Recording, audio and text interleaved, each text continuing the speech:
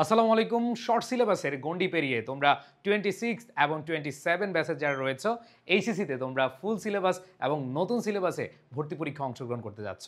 আর এটা নিয়ে তোমাদের অনেক অনেক বেশি টেনশন। তোমরা পাচ্ছ না ঠিকমতো গাইডলাইন, তোমরা কি করবে সেটা বুঝতে পারছো না। তোমাদের জন্য ইংলিশ ফার্স্ট পেপারের সিলেবাস অ্যানালাইসিস এবং তুমি কিভাবে ভালো করতে পারবে সেটা নিয়ে আলোচনা করব আজকের এই ভিডিওতে।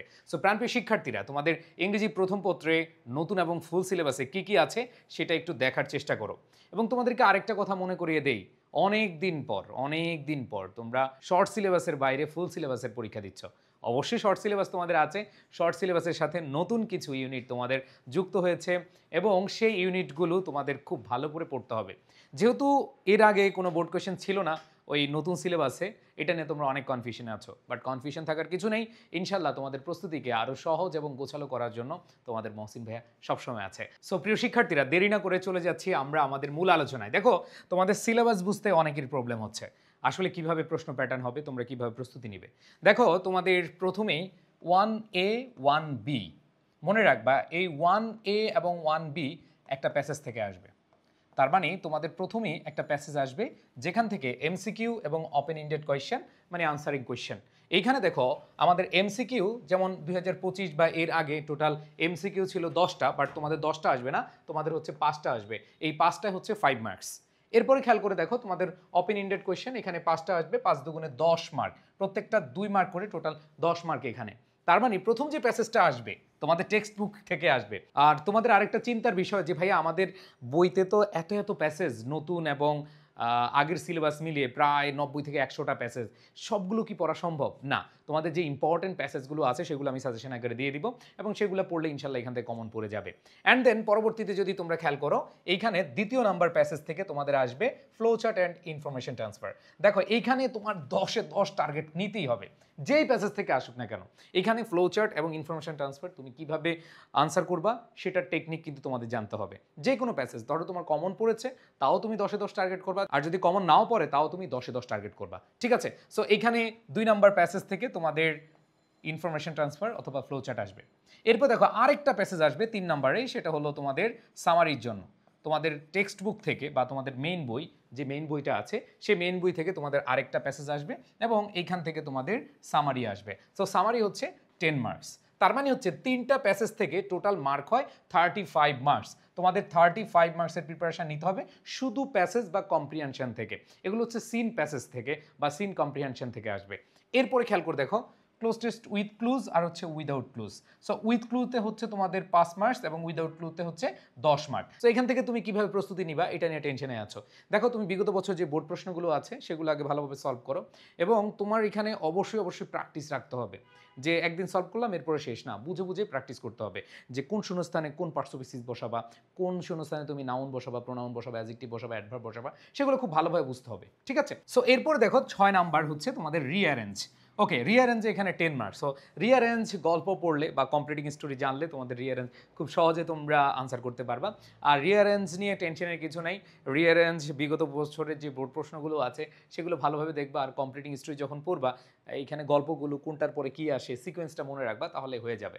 অ্যান্ড দেন আমি চলে যাবো হচ্ছে রাইটিং পার্টে। দেখো, তোমাদের রাইটিং পার্টের যেই প্রস্তুতি, এই রাইটিং পার্টের প্রস্তুতিতে তোমাদের অনেক অনেক ভালোভাবে পড়তে হবে। বিশেষ করে রাইটিং পার্টে আগের বছরগুলোতে, বিশেষ করে তোমাদের আগে 25-24 যারা পরীক্ষা দিয়েছে এর আগে, এরা কিন্তু মাত্র 2টা বা 3টা টপিক পড়েছে। সো এইখানে তোমাদের কিন্তু টোটাল 5টা টপিক পড়তে হবে। প্যারাগ্রাফ পড়তে হবে, প্যারাগ্রাফে হচ্ছে 10 marks. And then completing story, সেখানে 7 মার্কস।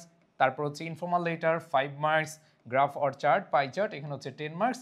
অ্যান্ড থিম রাইটিং হচ্ছে 10 মার্কস। একটু খেয়াল করে দেখো, এইখানে যে রাইটিং পার্টের প্রস্তুতি, এই প্রস্তুতি তুমি আসলে কিভাবে করা উচিত। দেখো, তোমাদের যে প্যারাগ্রাফ, এই প্যারাগ্রাফগুলো অ্যাজ ইউজুয়াল স্কুল জীবনে যেভাবে পড়ে আসছো, তোমাদের ক্লাস 6, 7, 8, 9, 10 প্রত্যেকটা ক্লাসে তোমরা প্যারাগ্রাফ পড়ে আসছো না? একবারে আর্টিস্ট স্টল, মুনলিট নাইট, তারপর রোড অ্যাক্সিডেন্ট, তারপর হচ্ছে ইন্টারনেট, মোবাইল ফোন, এগুলো কিন্তু তোমরা পড়ে আসছো।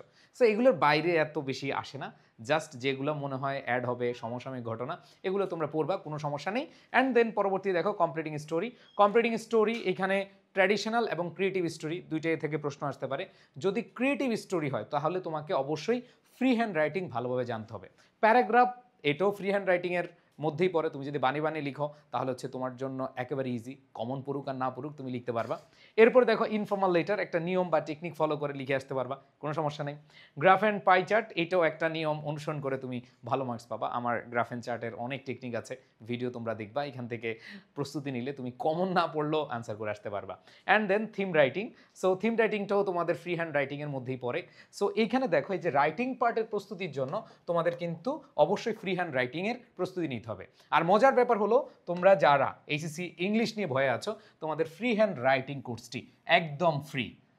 তোমাদের ফ্রি হ্যান্ড রাইটিং কোর্সটি একদম ফ্রি।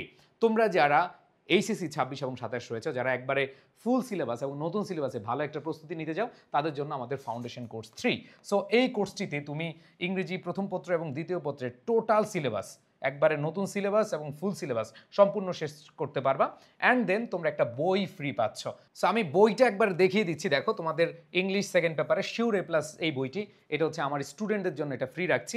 এবং খেয়াল করে দেখো ভাইয়াপুরা, এখানে তোমাদের কোর্স ফি হচ্ছে 1299 টাকা, বাট তোমরা এই কোর্স কিনলে একটা বই তোমাদেরকে কুরিয়ার করে পাঠানো হবে। এরপরে তোমাদের ফ্রি হ্যান্ড রাইটিং কোর্স, যেটার দাম হচ্ছে আমাদের 1550 টাকা, বাট সেটা তোমাদের একবারে ফ্রি। অ্যান্ড ইংরেজি প্রথম পত্র এবং দ্বিতীয় পত্রের টোটাল আমাদের লাইভ ক্লাস এবং রেকর্ড ক্লাসের মাধ্যমে তোমাদের শেষ হয়ে যাবে। সো দেখো, এক কোর্সে যদি এত কিছু পাও, তাহলে সুযোগটা লুফে না নিলে আসলে তোমার লস হয়ে যাবে। সো প্রাণপ্রিয় শিক্ষার্থীরা, তোমাদের এই প্রস্তুতিতে ইনশাল্লাহ তোমাদের মহসিন ভাইয়াকে পাবা। সো যারা আমার ক্লাস বুঝো, আমি বলবো না এমন যে আমার ক্লাস যারা বুঝো না লোভে পড়ে কেউ ক্লাসে ভর্তি হবে, আমি এরকম চাই না। বাট যাচাই বাছাই করো, আমার ইউটিউবে অনেক ক্লাস আছে। তোমার যদি মনে হয় যে তোমার মহসিন ভাইয়া তোমাকে একটু ভালো বুঝাতে পারে, তাহলে হচ্ছে এনরোল করে নাও। এই সুযোগ কিন্তু সীমিত সময়ের জন্য। সো যারা 1299 টাকায় এনরোল করে বই পেতে চাও, ফ্রি হ্যান্ড রাইটিং কোর্স পেতে চাও এবং নতুন ও ফুল সিলেবাসের পুরো কোর্সটা শেষ করতে চাও, তাহলে এখনই জয়েন করে নাও আমাদের এই ফাউন্ডেশন 3 কোর্সে। সবাই ভালো থাকবে, সুস্থ থাকবে। আল্লাহ হাফেজ, আসসালামু আলাইকুম।